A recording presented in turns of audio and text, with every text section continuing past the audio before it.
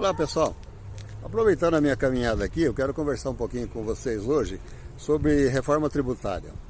Vou falar com vocês aí sobre os reflexos da reforma tributária, o que vai impactar nas empresas, qual a programação aí de implantação da reforma.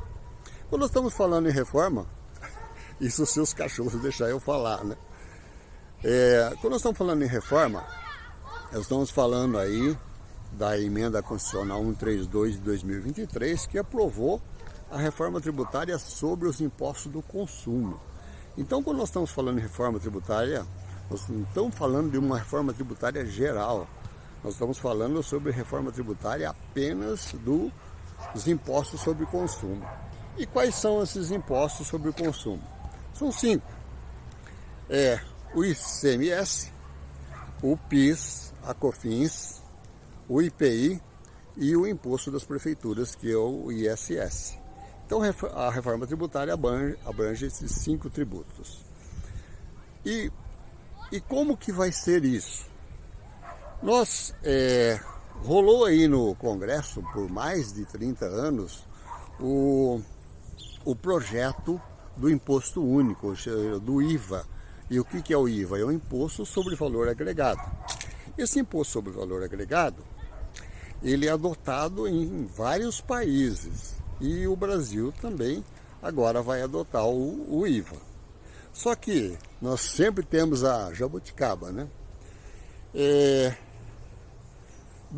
Desses 5 tributos, nós inventamos um negócio que chama o IVA dual.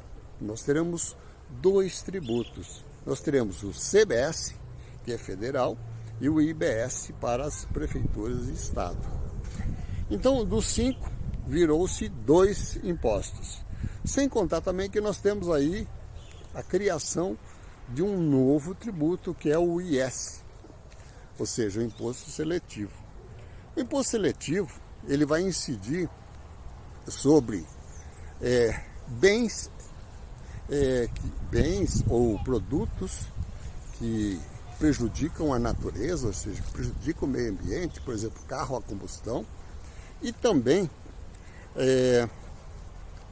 itens que fazem mal à saúde, por exemplo, bebidas açucaradas, refrigerante, bebidas alcoólicas, cigarros, né?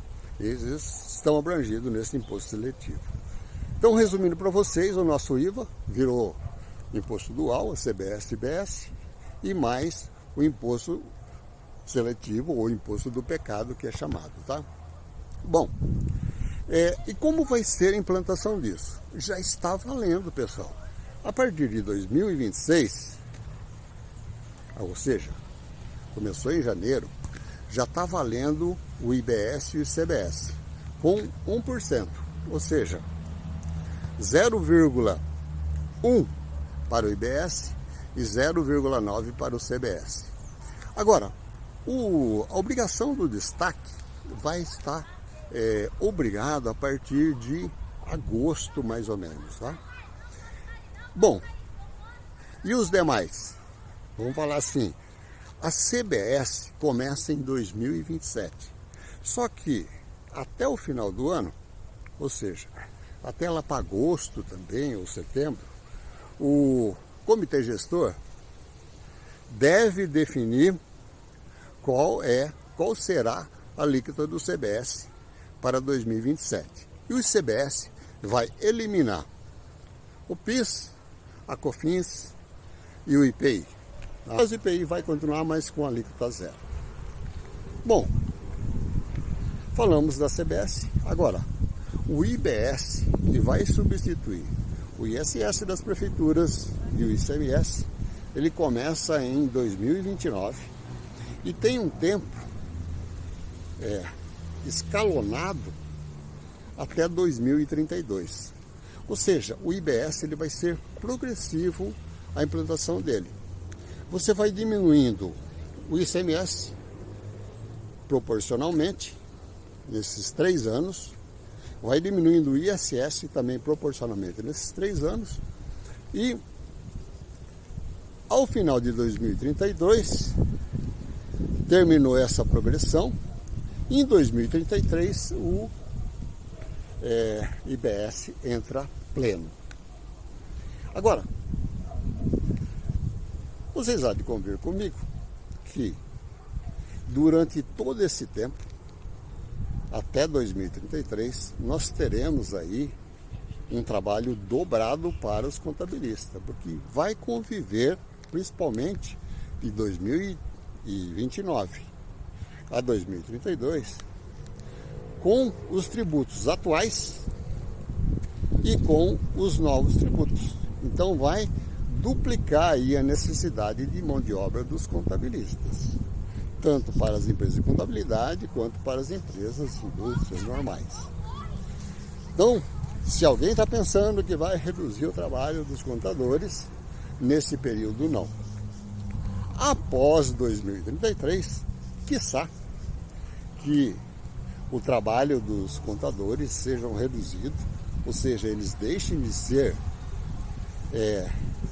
funcionários dos fiscos pagos pelas empresas e passe a realmente, como eu disse no meu livro, né, o contador exercer realmente o papel de gestor administrativo e financeiro das empresas. Porque o contador, ele tem informações de performance da empresa na mão.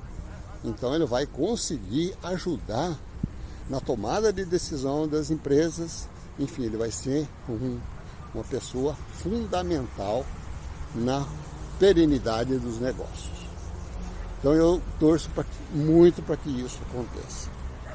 E então, até lá, até eu falo assim, né, quem gosta de números e não escolheu uma faculdade ainda, o curso de Ciências Contábeis é uma boa opção aí para quem deseja trabalhar.